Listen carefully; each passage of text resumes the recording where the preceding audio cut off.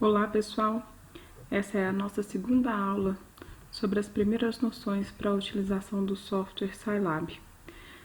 Na nossa primeira aula nós vimos uma visão geral sobre softwares livres e sobre o Scilab e seus aplicativos.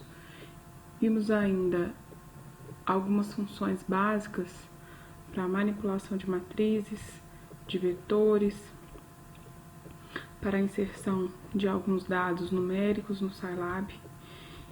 E esta segunda aula nos apresentará noções de resolução de equações polinomiais e sistemas de equações lineares, algumas funções de entrada e saída de dados no Scilab e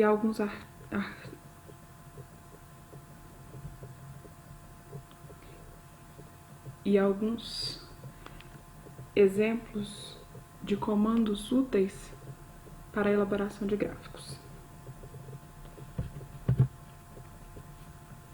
Polinômios e equações lineares. O Scilab nos permite criar polinômios a partir do comando poly, seja ele a partir dos coeficientes que eu tenho para minha variável em diferentes graus, seja pela definição das raízes do polinômio que eu quero. Além disso, ele me permite, a partir do comando roots, encontrar as raízes do meu polinômio. Então, nós vamos criar um polinômio h, e para criar esse polinômio eu preciso passar, no mínimo, 2 argumentos. Um primeiro argumento, que é um vetor. Esse vetor, ele pode conter os coeficientes do polinômio que eu quero, ou ele pode conter as raízes desse polinômio. Então, eu vou escrever esse vetor, defino qual é a variável do polinômio, nesse caso x, e aí, por fim, eu tenho o último argumento que pode ou não ser definido. Se eu omito esse argumento, ele vai usar o que a gente chama de padrão do Scilab. O que é o padrão do Scilab para a função poly? Ele considera que esses números que eu passei são os coeficientes do meu polinômio. Se eu não defino nada, ele vai criar um polinômio com esses coeficientes. Se eu defino coef, são os coeficientes. Se eu defino roots, e nós veremos isso posteriormente, ele vai usar isso como as raízes do polinômio e criar um polinômio que tenha essas raízes. Então, nesse caso, é importante eu entender que eu vou passar os coeficientes na ordem decrescente, ou seja, do menor expoente, no caso 0, para o maior expoente. É importante que, se por acaso não há um termo para algum expoente de x, por exemplo, o termo quadrado não existe no seu polinômio, você precisa incluir o 0 no local que deveria ser o coeficiente do termo quadrado. Por quê? Porque o Scilab entende número de argumentos. Ele entende que um polinômio de grau 4, ele precisa ter 5 argumentos. 4 argumentos para cada um dos x, x4, x3, x2 e x1, e um argumento independente, ok? Então, não se esqueçam, não há o termo, eu preciso colocar o 0, ok? Aqui, então, se eu usar o comando roots, eu consigo definir quais são as raízes desse polinômio que eu criei, ok? Se eu trabalho com o mesmo comando anterior, só que o último argumento, no lugar de coef, eu coloco roots, ele cria um polinômio que possui as raízes menos 6, 11, menos 6 e 1. Então, ele cria um polinômio de grau 4, onde a raiz menos 6 ela é duplicada, ok? Eu posso ainda trabalhar com o Scilab para a resolução de sistemas de equações. Nesse caso, nós precisamos trabalhar na forma de matrizes. Então, eu vou definir a minha matriz A, que são dos coeficientes, a matriz B, que são dos termos independentes, lembrando que são equações lineares, e eu tenho 3 possibilidades para resolver, usando a inversa, tá? Onde então a minha solução W1 é inv A vezes o B, certo? Isolando ali o meu W. A W2 é A dividido por B, divisão contrária, ok? Então, na verdade, B dividido por A. E o terceiro comando linsolve, que é a resolução do próprio Scilab.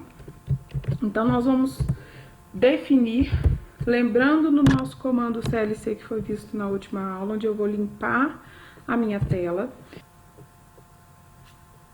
Então, eu vou primeiro definir a minha matriz A, lembrando que eu tenho 2x mais 3y menos 5z é igual a menos 7. Então, os coeficientes, nesse caso, o 2 multiplica o x, o 3 multiplica o y, o menos 5 multiplica o z.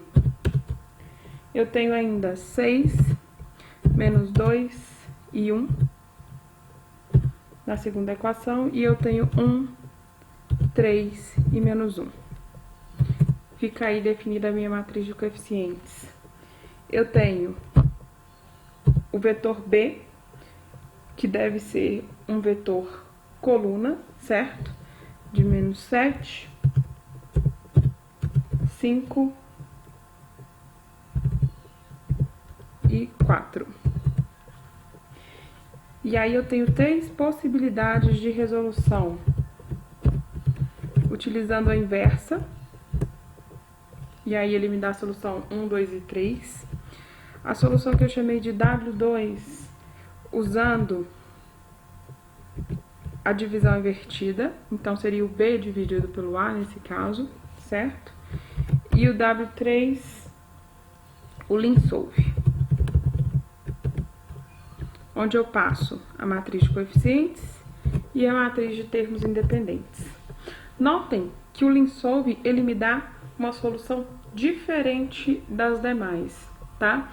O linsolve, ele encontra todas as soluções que esse problema pode ter. Porém, ele vai me apresentar, nesse caso, uma solução e todas as outras são linearmente dependentes dessa solução, ou seja, são múltiplos desse vetor, desse conjunto de números que eu tenho, ok? Então, ele sempre me dará essa possibilidade. Se eu entrar no help do meu linsolve, nós podemos verificar aqui, então, que ele tá me dando, ele me computa todas essas soluções, tá? Ele me mostra uma solução particular e ele me mostra soluções linearmente dependentes dessa outra solução particular que eu chamei de x0, no nosso caso, do nosso exemplo W3.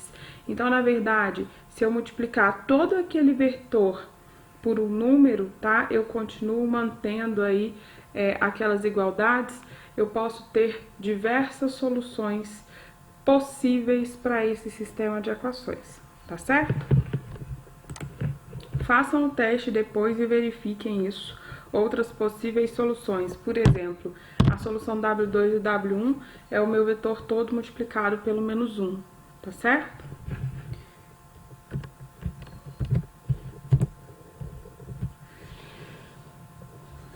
Uma parte importante é conseguir informar dados que o Scilab necessita para resolver os nossos problemas. Outra parte muito importante da programação no Scilab é conseguir exportar os dados que o Scilab calcula em alguma rotina. Então, eu preciso compreender quais são as ferramentas que eu tenho para essa entrada e saída de dados e quais são adequadas para cada tipo de dado que eu quero transitar entre o Scilab e o usuário. Então, aqui eu fiz um resumo de algumas funções de entrada no Scilab, tá? Que são muito comuns. Nós faremos alguns exemplos direto da tela do Scilab para isso. Mas é bom ressaltar a diferença entre elas. Então, eu tenho, por exemplo, a função input, ela permite que você crie uma mensagem para o seu usuário e o usuário verá essa mensagem no nosso console e poderá informar os dados que você solicitar. É importante saber esse tipo de função, tá? Essa função interativa que nós chamamos, como nós temos, por exemplo, a S-Dialog, tá? XM-Dialog, que usa caixas de diálogo com o usuário. Embora nós possamos fazer uma entrada direta sem necessariamente fazer esse diálogo com o meu usuário, né, informar mensagens para ele, mas quando nós criamos um programa, um código, cujo objetivo é que ele seja democrático, se eu quero, por exemplo, criar um código para calcular propriedades termodinâmicas de um gás, o ideal é que as pessoas, mesmo que não entendam a programação do Scilab, elas também consigam utilizar o seu código. Então, para esse tipo de programa, é importante eu saber funções de entrada que sejam interativas, que o meu usuário não precise ficar procurando no meu código onde ele vai inserir determinado valor. Ele pode fazer isso via teclado, em uma caixinha de diálogo, e a gente utilizar desses valores para os cálculos, tá certo? Então eu chamo aí muita atenção para as funções que tem o X antes, que usam justamente essa caixinha do Windows de diálogo, ou ainda o input, tá? Que permite essa entrada. Eu tenho ainda o scanf, que ele converte dados de entrada formatados em entradas padrão, aí para eu trabalhar, por exemplo, com arquivos, tá? Eu posso usar também o read, que é a leitura do meu arquivo, na forma de matrizes, então uma tabela do Excel, por exemplo, pode ser lida a partir do comando read e informar valores para o Scilab, tá certo? Nós vamos fazer alguns exemplos.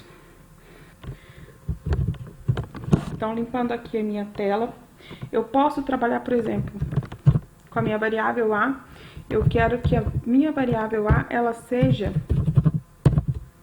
uma matriz fornecida pelo usuário, tá? Então, forneça a matriz A.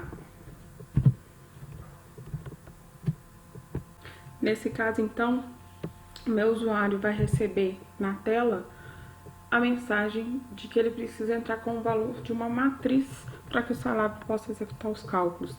Lembrando que essa primeira linha, tá, onde eu digitei a informação do input, ela estará dentro de um código, ela não estará no console do Scilab. Então, o meu usuário vai receber única e exclusivamente essa informação. Forneça a matriz A, tá? Ele não verifica onde eu defini que A é igual a input e a minha mensagem, tá ok? O usuário ele vai precisar ter uma ideia da linguagem que o Scilab utiliza, porque ele precisa definir uma matriz no formato que o Scilab considera. Então, ele precisa ter um certo conhecimento em relação a isso, ok? O input, ele não fica exclusivo a valores numéricos. Ele também pode receber, por exemplo, uma cadeia de strings, tá? Então, eu posso definir, por exemplo, nome.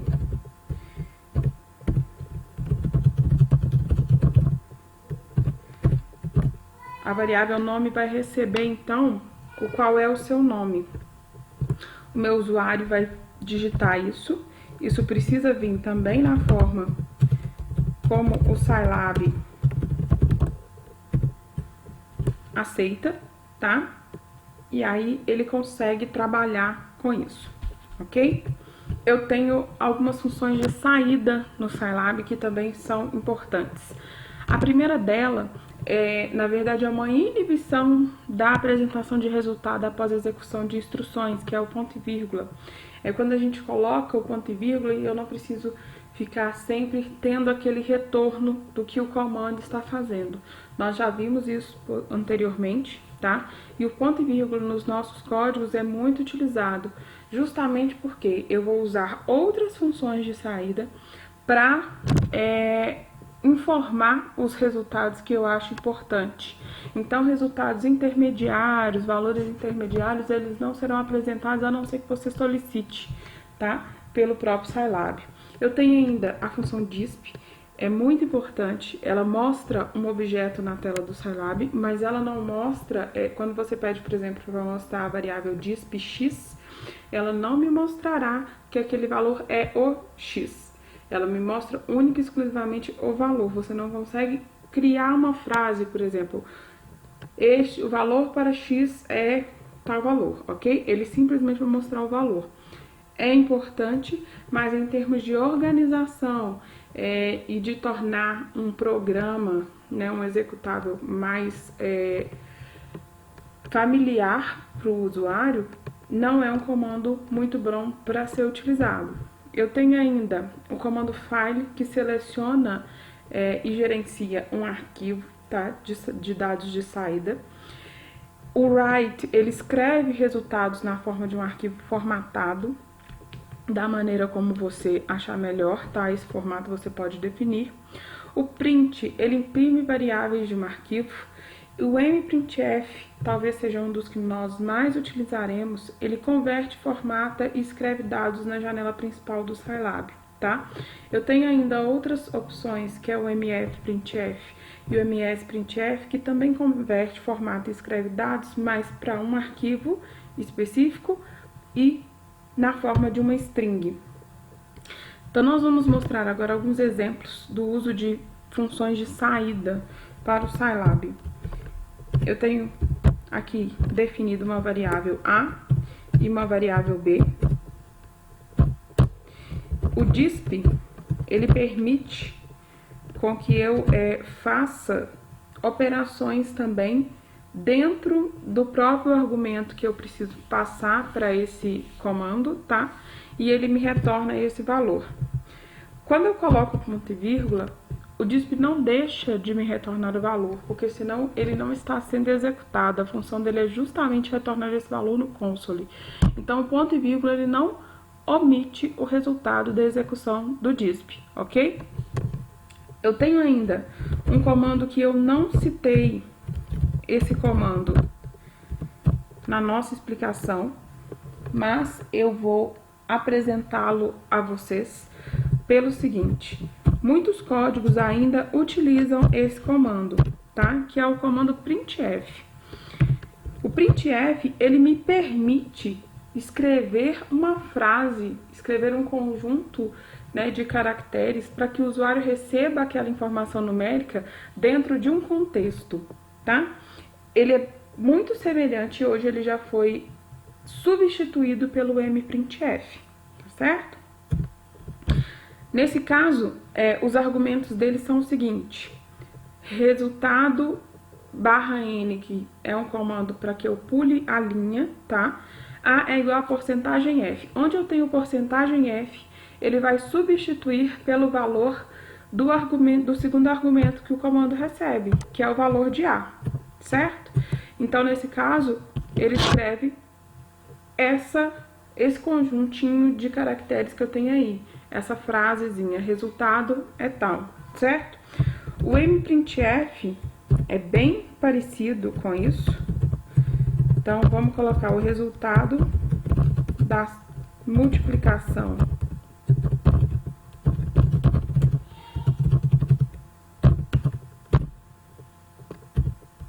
Então, o resultado da multiplicação entre A e B é A vezes B, certo?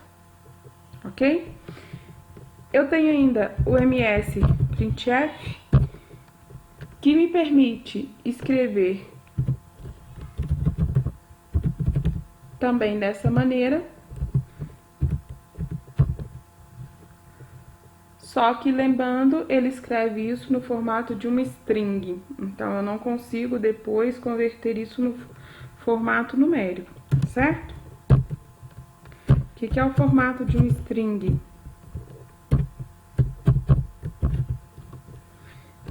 Nesse caso aqui, eu preciso passar os valores de A e de B.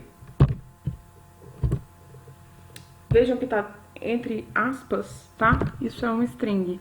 Seriam caracteres e não valores numéricos, ok?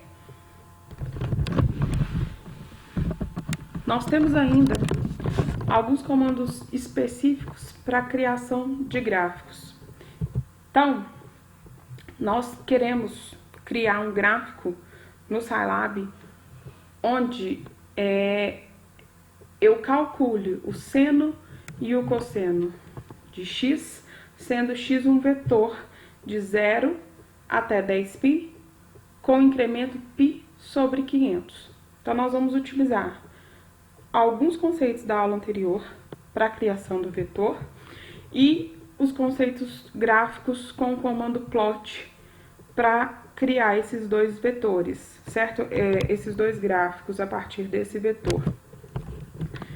Então, eu vou criar o vetor x.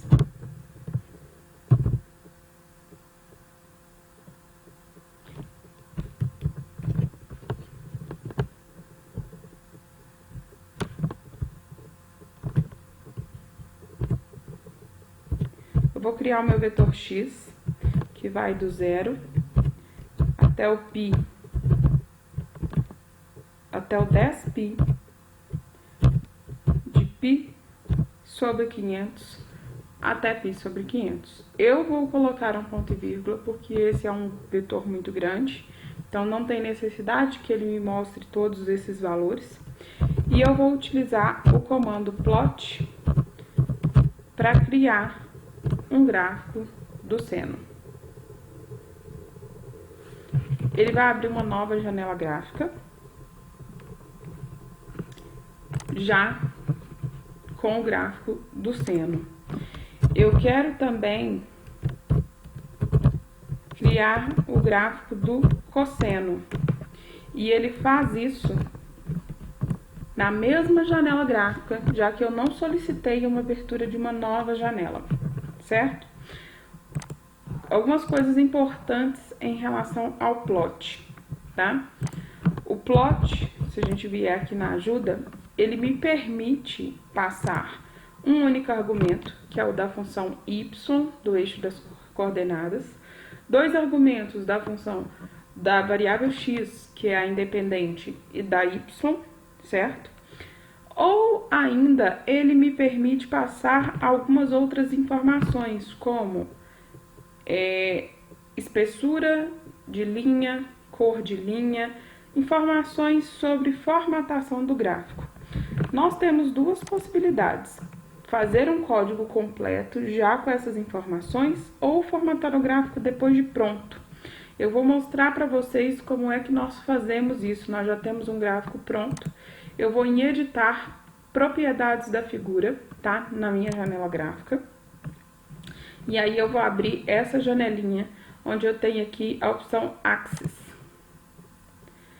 Quando eu clico nela, aparecem dois componentes. No caso, eu tenho dois componentes aqui. Um que é seno e o outro que é o cosseno, certo? Se eu clicar em componentes, ele vai me mostrar se eu quero que ele seja visível ou não, certo? Quando eu clico em Polyline dentro de componentes, eu consigo mudar a cor dessa linha.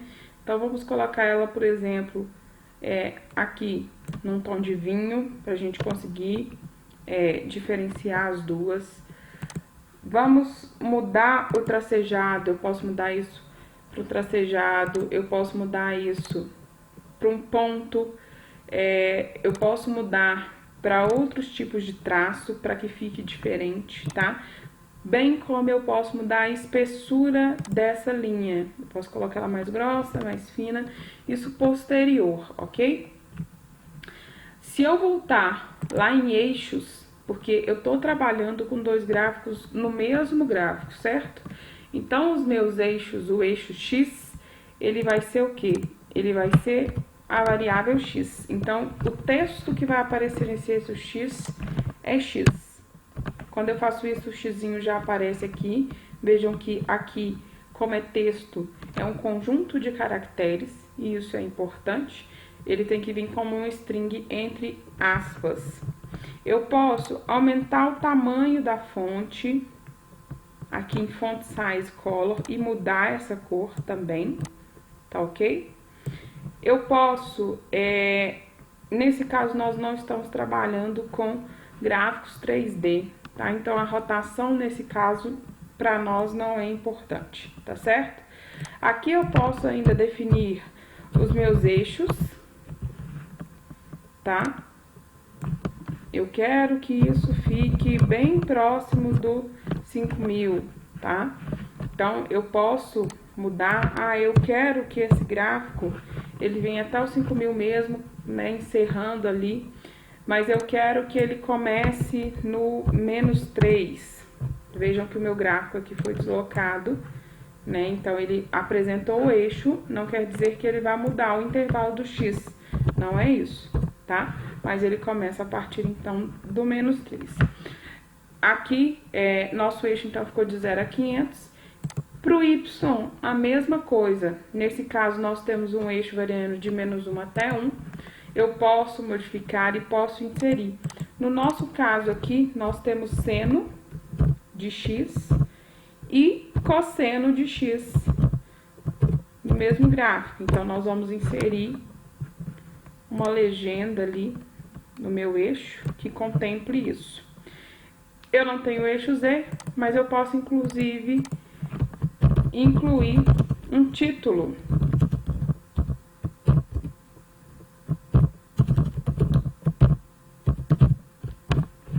Então, o meu título, ele aparece aqui. E da mesma maneira, a gente pode aumentar ou diminuir essa fonte, certo? Explorem as opções adicionais, façam gráficos e modifiquem esses padrões, tá certo? É importante para que vocês vejam todas as opções que vocês possuem.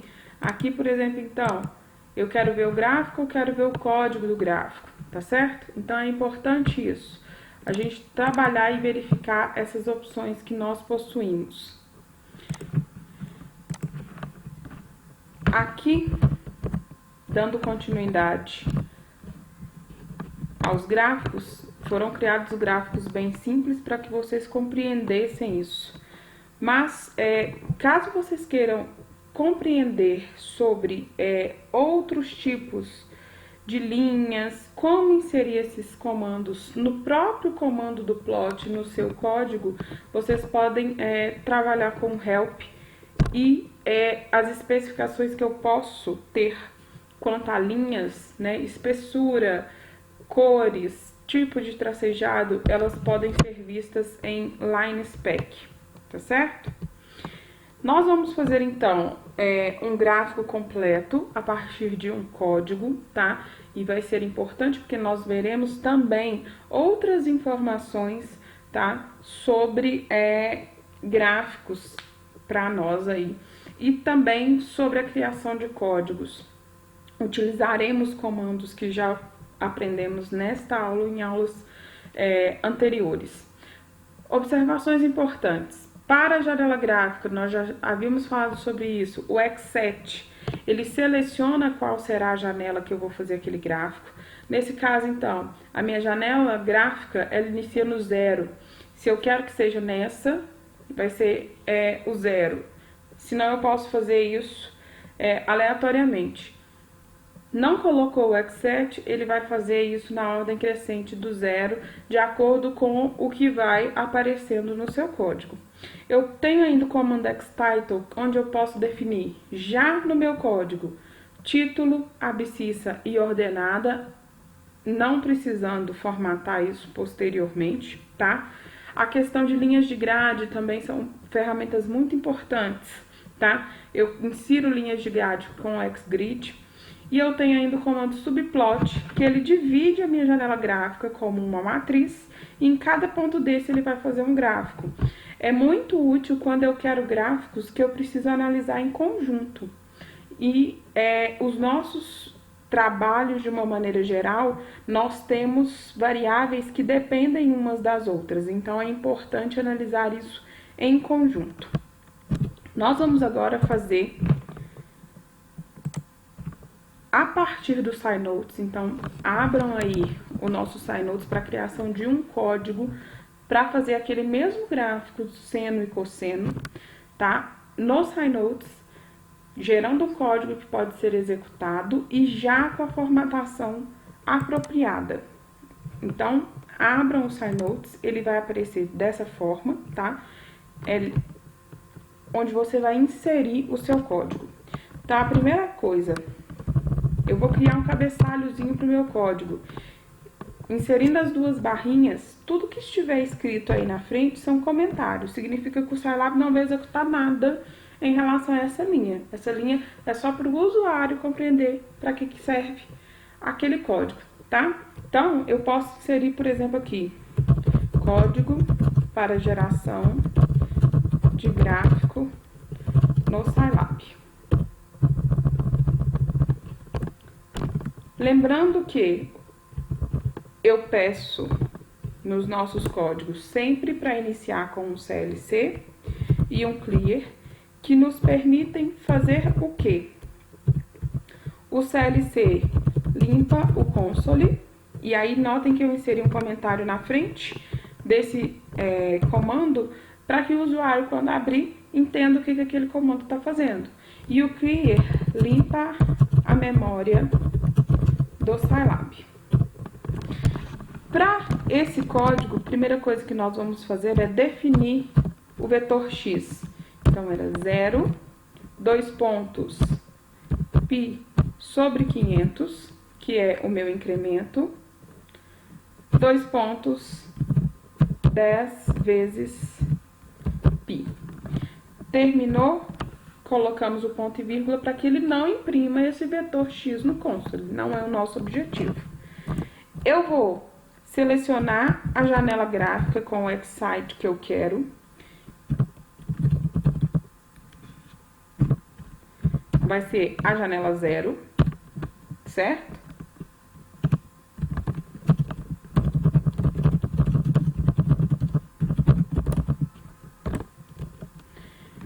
Vou dividir a minha janela em uma matriz 2 por 1, ou seja, 2 linhas e uma coluna. Eu quero fazer 2 gráficos, um abaixo do outro. Então, nós vamos dividir 2, 1, e aí o terceiro argumento é em qual posição eu vou colocar o meu primeiro gráfico, tá? Então, dividir numa matriz 2, 1, e na primeira posição eu vou fazer o meu gráfico do seno. A função seno é sim, certo? Além disso, neste gráfico eu quero definir uma propriedade da linha do gráfico, que é o que eu coloquei entre aspas simples R. Se vocês forem lá em Line Spec, vocês vão ver que eu estou definindo, então, que a linha deste gráfico será vermelha, certo? Que é red English. Eu ainda vou definir o título do gráfico, vou chamar ele de gráfico 1. Vou definir o texto que deve conter no eixo das abscissas e o texto que deve conter no eixo das ordenadas. O que é importante? O comando xtitle sempre precisará de 3 argumentos: título, abscissas e ordenadas. Quero omitir um deles, você precisa colocar entre colchetes vazio, certo? Mas eu preciso informar isto. Eu posso ainda, e é mais útil fazer dessa maneira, abrir e fechar as aspas sem nenhum texto dentro, ok? Além disso, eu quero que esse gráfico tenha linhas de grade, certo? Para o meu segundo gráfico, que também está na mesma janela, então o comando que está, o xset, que está na linha 5, ele não precisa ser repetido, é a mesma janela. Aqui, notem que o Scilab vai criando a numeração do seu código, e aqui, quando você coloca o cursor, ele me mostra qual é a linha e a coluna daquele código. Isso é muito importante quando nós estamos trabalhando dentro de um código, dentro de sala de aula, por exemplo, para acompanhar uma explicação, tá certo? Aqui, então, eu tenho o xgrid novamente, e eu tenho que repetir o subplot, mantendo a mesma divisão, só que modificando o ponto em que eu vou colocar o meu novo gráfico. E aí, eu vou trabalhar com o gráfico de cosseno na cor azul. Para o título, esse eu vou deixar então sem título, certo? Só para vocês verem como é que funciona.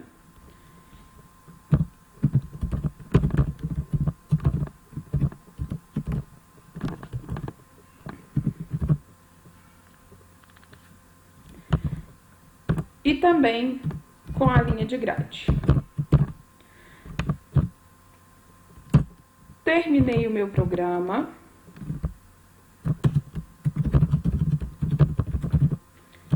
Indiquei isso no meu código. Agora eu preciso salvar o meu arquivo. Esse arquivo será salvo com o nome gráfico. E notem que a extensão é a extensão SCE, que é de um executável. Ele está salvo, eu posso executá-lo a partir dessa teclinha executar que eu tenho aqui no meu cabeçalho. Executou, ele criou o meu gráfico, são dois gráficos, lembrem, duas posições, certo? Na primeira o gráfico do seno, na segunda o gráfico do cosseno. Ainda não gostei, Ana Maria, ainda estou achando que essa figura pode ficar melhor. Você pode vir aqui e fazer modificações, tá certo? Então, aqui no nosso primeiro gráfico, por exemplo, eu não quero que ele chegue até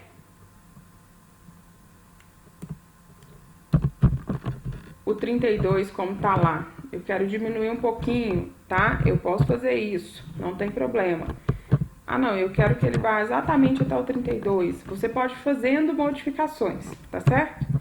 Vamos deixar como estava aqui. Eu posso modificar a linha. Ah, tô achando a linha muito fininha. Vamos lá no Polyline. Posso aumentar um pouquinho aqui. Ela pode ir pro 2, por exemplo, tá certo?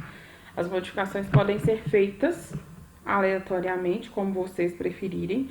Eu, particularmente, gosto de fazer modificações posteriores, porque muitas vezes nós temos uma ideia sobre os gráficos que quando nós visualizamos aquele resultado, você vê que pode ser aprimorado para que visualmente isso fique mais agradável. Então, às vezes você precisa aumentar a espessura de uma linha, então faça isso depois, tá? Você pode até fazer isso no seu código, mas isso acaba te gerando um trabalho maior em termos de programação. Uma coisa importante, salvar o meu arquivo. Ao salvar o meu arquivo, aqui, notem que a extensão é .scg. O arquivo SCG, eu vou salvar ele aqui na minha área de trabalho, ele é o arquivo do gráfico para ser formatado no formato do Scilab. Isso significa que se eu quero criar uma figura, eu preciso exportar o meu gráfico, e aí sim eu tenho extensões para figuras gráficas. Mas quando eu crio uma figura, um PNG, eu não consigo mais formatar aquilo. Por que é importante a gente salvar naquele formato SCG? Porque quando eu salvo ele nesse formato, mesmo que eu feche o gráfico, eu posso voltar lá no meu console e pedir, por exemplo, para ele abrir o meu gráfico. Toda vez que eu clicar em plot, ele vai abrir o meu gráfico aqui novamente, tá? Eu sempre tenho essa janela com um gráfico já de ilustração e eu posso pedir para carregar. Se eu peço para carregar aquele gráfico nosso, que está salvo aqui no .scg, ele vai salvar. Notem que aqui embaixo a gente está com um emaranhado de informações, ele salva isso em cima do gráfico que já estava, aquele gráfico de exemplo, tá certo? Então, antes de carregar, eu preciso sempre abrir uma nova figura, que é uma janela gráfica que não tem nenhuma informação ainda. Mas a partir do momento, então, que eu carrego aquele gráfico numa nova janela, eu consigo formatá-lo novamente. Então, quando você fizer as suas simulações, mesmo que você não vá fazer aquela formatação naquele momento, ou você quer, depois de um tempo, eu vou voltar, vou formatar, não vou fazer isso nesse momento, salve no formato SCG, tá? E posteriormente você vem em formato e aí sim exporta no formato que você quiser, ok? Nós temos então o nosso código, já está inserido na nossa apresentação para que vocês também façam em casa, certo? E o resultado do mesmo. Além disso, a indicação do caminho para a formatação de gráficos após a sua construção e o visual dessa janelinha de formatação. Nós finalizamos aqui a segunda parte da nossa aula sobre as primeiras noções do Scilab. Posteriormente, apresentaremos a manipulação de equações não lineares para sistemas de interesse, que são muito utilizados, no nosso caso, na engenharia química.